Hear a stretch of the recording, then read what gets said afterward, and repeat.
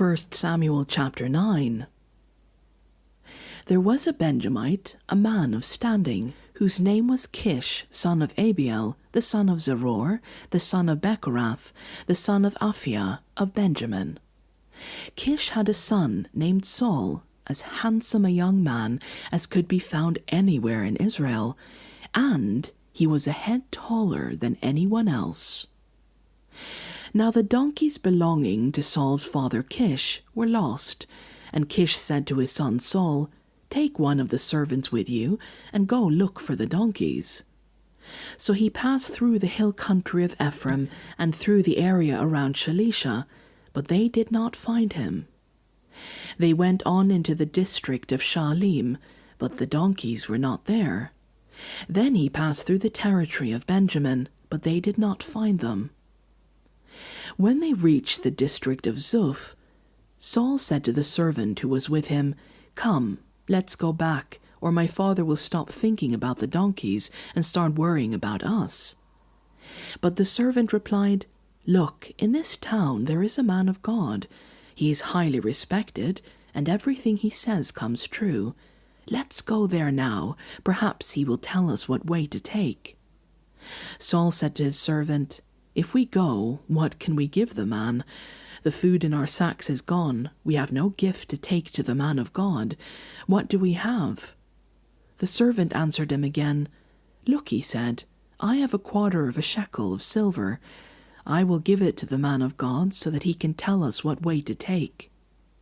Formerly in Israel, if anyone went to inquire of God, they would say, "Come, let us go to the seer," because the prophet of today used to be called a seer. "Good," Saul said to his servant, "Come, let's go." So they set out to the town where the man of God was. As they were going up the hill to the town, they met some young women coming out to draw water, and they asked them, "Is the seer here?" "He is," they answered. "He's ahead of you.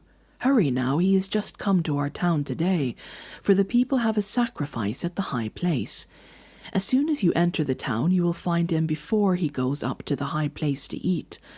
The people will not begin eating until he does, because he must bless the sacrifice. Afterward, those who are invited will eat. Go up now. You should find him about this time." They went up to the town, and as they were entering, there was Samuel, coming toward them on his way up to the high place. Now the day before Samuel came, the Lord had revealed this to Samuel. "About this time tomorrow, I will send you a man from the land of Benjamin. Anoint him ruler over my people Israel. He will deliver them from the hand of the Philistines. I have looked on my people, for their cry has reached me." When Samuel caught sight of Saul, the Lord said to him, "This is the man I spoke to you about. He will govern my people." Saul approached Samuel in the gateway and asked, "Would you please tell me where the seer's house is?" "I am the seer," Samuel replied. "Go up ahead of me to the high place, for today you are to eat with me, and in the morning I will send you on your way and will tell you all that is in your heart. As for the donkeys you lost 3 days ago, do not worry about them. They have been found. And to whom is all the desire of Israel turned, if not to you and your whole family line?" Saul answered, "But am I not a Benjamite, from the smallest tribe of Israel? And is not my clan the least of all the clans of the tribe of Benjamin? Why do you say such a thing to me?" Then Samuel brought Saul and his servant into the hall and seated them at the head of those who were invited, about 30 in number. Samuel said to the cook, "Bring the piece of meat I gave you, the one I told you to lay aside." So the cook took up the thigh with what was on it and set it in front of Saul. Samuel said, "Here is what has been kept for you.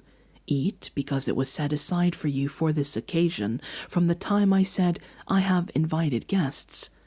And Saul dined with Samuel that day.